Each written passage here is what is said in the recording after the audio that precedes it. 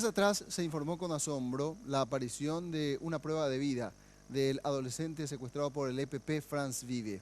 Con esta prueba de vida llegó a la vez un comunicado donde el grupo criminal establecía las condiciones para la liberación de este adolescente menonita. Entre las exigencias del EPP aparecía entregar víveres a comunidades pobres del interior del país. Una de ellas, la colonia Antevicue en el departamento de Concepción. Los colonos menonitas empezaron a empaquetar los víveres para entregárselas a la comunidad. Colonos menonitas preparan 3 camionadas de mercaderías a ser distribuidas en la zona de Antevicue, departamento de Concepción. La medida es una exigencia del grupo criminal autodenominado Ejército del Pueblo Paraguayo, quien mantiene en cautiverio al joven menonita Frank Vive.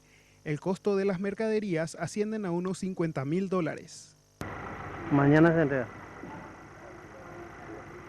Ellos se fueron allá a mirar un poco para el camino de eso para poder llegar. ¿Cómo se llama el lugar? Antevicue. Sí, sí, algo así. Antevicue. Pues tiene que ir. ¿Cuántos camionadas entonces tiene que ir? Yo creo que 3. 3 camionadas. Mañana a la mañana, entonces. Mañana a la mañana. Hoy queremos cargar todo y todo saliendo. La entrega está prevista para este sábado. Con esta donación, los colonos esperan que el EPP libere a Vive. Así también, el intendente Esteban Ramos de Santa Rosa de la Guaraí manifestó su preocupación por el caso y espera un desenlace positivo para la familia Vive.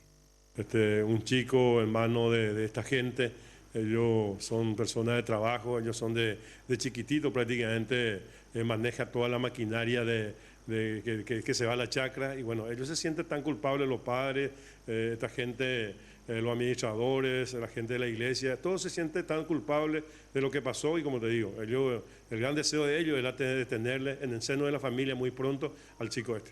Recordemos que el joven menonita Frank Vive lleva secuestrado 182 días en manos del grupo criminal EPP.